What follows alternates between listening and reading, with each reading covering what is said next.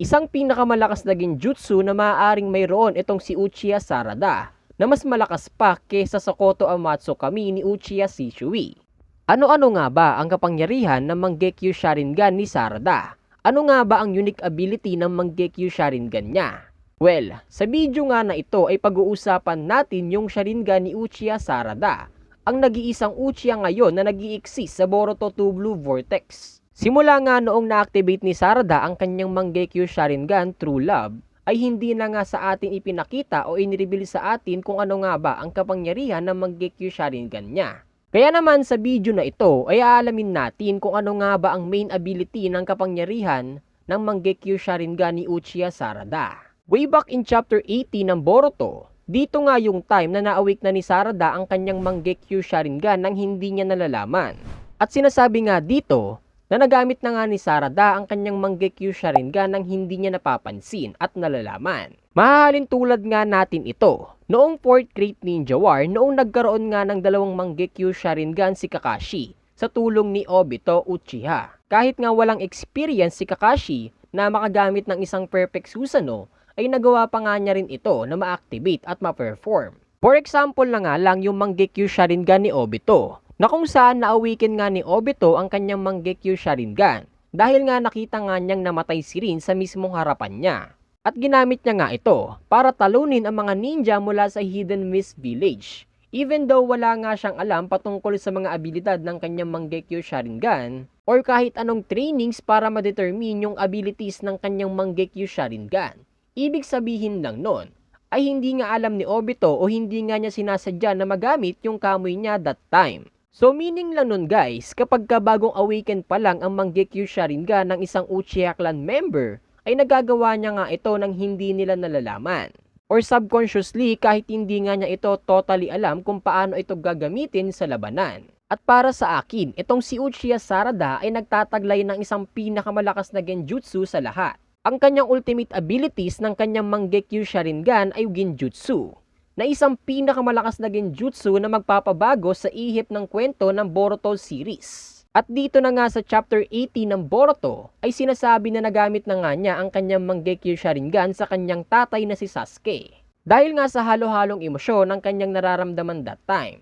Isa na nga dyan ay yung pagkawala ng Hokage na si Naruto at pagiging kalaban ni Boruto sa mga ninja ng Konoha. Kaya naman dahil sa kagustuhan ni Sarada na tulungan si Boruto, ay nagmakaawa nga ito kay Sasuke. Kaya naman habang kinakausap ni Sarada itong si Sasuke, na parang tila nagkaroon ng isang segundong pagtigil sa part ni Sasuke dito, sa eye to eye contact nilang dalawa. Kumbaga guys, parang napatigil si Sasuke dito sa part na ito. We are not sure kung nagulat nga ba siya dahil nakita nga niya na na-awake na ni Sarada ang Mangekyo Sharingan. Or di kaya naman ay dahil subconsciously ay nagamit na ni Sarada kay Sasuke ang kanyang Mangekyo Sharingan. Yes guys, kusa nga na na-activate yung Mangekyo Sharingan ni Sarada. At dito na nga natin nakita yung pattern ng Mangekyo Sharingan niya. At one thing is for sure about this guys, maaring nagkas nga ng isang pinakamalakas na genjutsu itong mga mata at Mangekyo Sharingan ni Sarada kay Sasuke. Isang makapangyarihang genjutsu na kayang labanan at kontrahin ang omnipotence ability ni Ada. At ito na nga ang possible na pinakamalapit na dahilan kung bakit walang pag-aalinlangang tinulungan ni Sasuke si Boruto. Kaya naman kahit nga nagdadalawang isip nga itong si Sasuke kung bakit nga ba niya tutulungan si Boruto, dahil nga ang pagkakaalam at ang nasa memory nga niya ay si Boruto ang pumatay sa 7 Hokage ng Konoha. So possible na itong genjutsu abilities ni Sarada ay kasing lakas ng katulad ng Koto Amatsu Kami ni Shisui Uchiha. Or gusto kong sabihin o mas gusto kong sabihin na mas malakas pa kesa sa Koto Amatsu Kami ang meron itong si Sarada. Kaya naman for sure na ang abilities ng Mangekyo Sharingan ni Sarada ay katulad ng Koto Amatsu Kami na ginamit dito kay Sasuke, na umepekto kahit nga meron din siyang Sharingan. Kaya naman walang pag-aalinlangan na sinunod ni Sasuke si Sarada na tulungan at iligtas si Boruto. Kaya nga guys, kung nabasa nyo ng buo ang chapter 80 ay maiintindihan nyo. Sabi nga dito ni Momoshiki, he's going to help Boruto for his daughter. Nasa tamang pag-iisip nga ba si Sasuke? Kasi nga 'di ba guys, naging kalaban na si Boruto ng Konoha. At nasa ilalim pa nga ng omnipotence itong si Sasuke. Kaya naman ganun na nga lang yung pagtataka ni Momoshiki sa part na ito. Dahil akala nga niya is masosolo o makukuha na nga niya yung katawan ni Boruto. Pero kahit nga ganun, tinulungan pa rin ni Sasuke si Boruto. At for me, Koto Amatsu kami na mas malakas na version ang meron itong si Sarada Uchiha. Dahil alam naman natin during Naruto Shippuden, ang Koto Amatsu kami ang pinakamalakas na genjutsu na nag-exist dito. Halimbawa na nga lang noong itinago nga ni Itachi ang isang mata ni Shisui sa isang uwak at inilagay nga ito sa loob ng katawan ni Naruto. Kahit pa nga nasa loob ng isang teknik itong si Itachi at kahit pa nga kontrolado nga siya ni Kabuto ay nagawa nga niyang makawala dito.